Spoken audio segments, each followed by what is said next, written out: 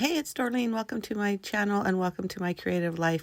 So I'm working on a layout today, and these are only 3 photos that I took, or actually I took a lot, but that I printed when we went on the Lisa Marie, which is the airplane from Graceland or Elvis Presley. So I'm still working on my Memphis pictures. I'm almost done though. So what I decided to do is I went through this little paper pad. This is from Pink Paisley. It's an older pad. I was gifted it from a friend of mine who was getting rid of some stuff, and I really liked all the tone-on-tone papers. Now, this is not a tone-on-tone or monochromatic challenge, but I thought, you know what, why not? So I went through, peeled them all up. I tried to find the year of the paper pad, but couldn't find it, but I'm pretty sure it's pretty old.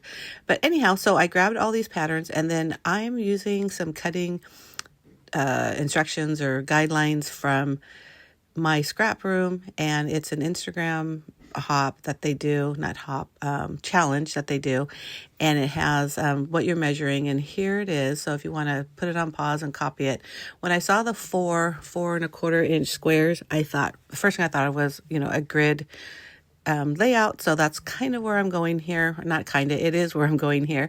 So I'm just cutting down all the pieces exactly in the dimensions that were listed on the previous photo, and I picked out the different pattern papers that I wanted to use.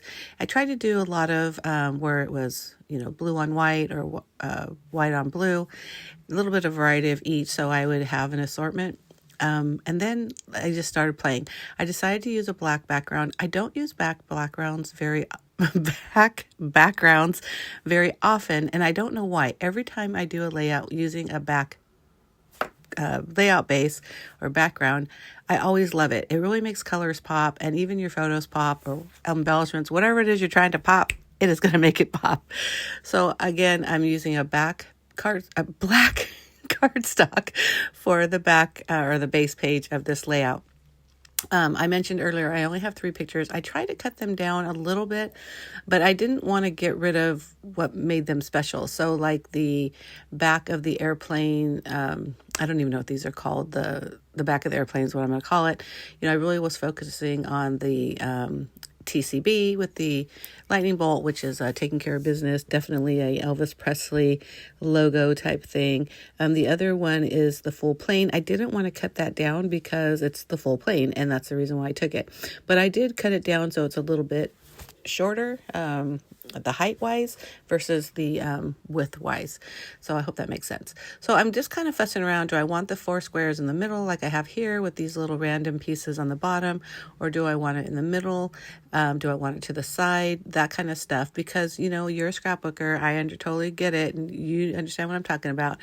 I swear, one little different change, or sometimes it could only be like like a millimeter or centimeter or 2.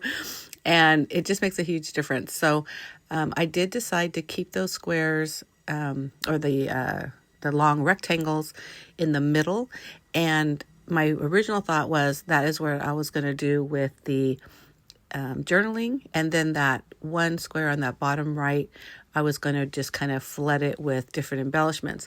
Well, the problem with that idea is I really didn't have a whole lot of embellishments because it's an airplane. And some of the airplanes that I have, and you'll see me, I'll pull out some stickers from the sticker sheet that I've been using for most of my Memphis pictures. So the airplanes were there, but any kind of like quote or sentiment or words, it was more like I'm going on a plane trip, or I'm taking a plane ride, and this is not the case. I mean, we're basically just touring it. It's kind of like another museum in Graceland, or in the Elvis Presley's Memphis place. Sorry, I'm lack of words. And so it was just like, okay, what do I use then? And I didn't want to do a lot of flowers. Anyways, it was just really kind of hard. And so I do have, you'll see me in a little bit, just kind of playing around with that lower right-hand corner and what I'm trying to do. So again, I'm just going through, I didn't put a lot of adhesive when I first put those strips down because I was still trying to figure out where I wanted to put them. So I went back with some liquid adhesive and with my precision glue press and just put some glue. So I made sure that middle portion was stuck down. The 4.25 inch squares, I put them in or on pretty wonky because that's kind of what I do. I feel like even when I use my T-square ruler, things are not straight. So when I purposely do them wonky, I feel a little bit better about that. But for whatever reason, I really wanted that lower right one to be straight. That's why I pulled it out at that point, the T-square ruler. So at this point, I did pull out some stickers that I thought, okay, I could make like a cluster, an embellishment cluster on that lower right-hand corner. But before I do that, I wanted to put in some journaling in the middle. So it's just basic journaling. The Lisa Marie airplane tour was part of the package that we purchased, and originally we weren't going to go in there because we kind of thought, okay, it's a plane, we can see it from the outside as we're coming back from Graceland to the kind of home base place. And but then we thought, okay, really, we've come all this way and we're not going to actually go into the plane. Like, that seemed kind of ridiculous. And I'm really glad we did. No, it wasn't. Well, I mean, I guess it's pretty special. I've never been on a private plane, obviously. And it's so funny to see stuff because obviously this was, back in the, 60s, 70s. And so it just does not look like luxury, but apparently it was, and it is, and the biggest difference is there's not just rows and rows of seats like you get on a commercial airline. You get more comfortable seats. They almost look like a recliner, or kind of reminded me of like when you're on an RV, those type of chairs. There's like a dining room area, bedrooms, full beds, those kind of things. So it was really cool. So I'm glad that we did end up going through it. So anyhow, as I'm going through, like I said, I put the journaling down in the middle because that's where I was thinking I was going to put it. And I just started kind of playing with embellishments. Like I said, I'm going to do an embellishment cluster. I really like the airplanes that are on the one I just moved, and then the one that's over on that left-hand side, because those are from the same sticker sheet and embellishment pack. So they matched. The other one over on that top right or middle right was from a different sticker sheet. I decided I didn't like it because it was, it's not as whimsical, I guess is the right word. So I ended up taking that one off. But you'll see here, like I'm kind of going through and I'm thinking, well, what else am I going to do in that area? Now, then I thought, well, I can add some more journaling, but really there wasn't a whole lot more to say than what I put in that middle section. So I'm drawing lines because sometimes I just do something versus nothing, kind of just helps my creative process. So I started thinking about that. I started putting some black lines just around the blue papers. And I do that in all of them. And again, it looks like all I'm doing is drawing lines, but I really am kind of thinking, what else am I going to do? And then I realized, you know what? Maybe I'll just put a title in the middle of that section. I'm not going to do any journaling there. I'm actually going to do the journaling in that bottom right-hand corner. I pretty much copied what I had already wrote. And, and it made so much more sense there.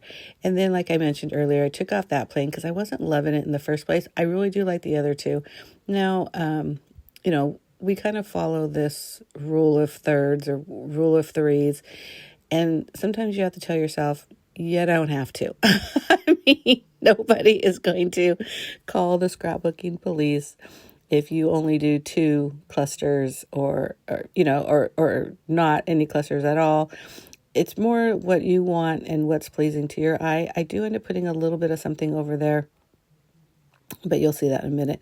So I went to my Cricut and I just typed out the words Lisa Marie, because that's the name of the plane. I did an offset, and don't bother looking at that yellow one. I actually cut something else that has to do with a completely different page.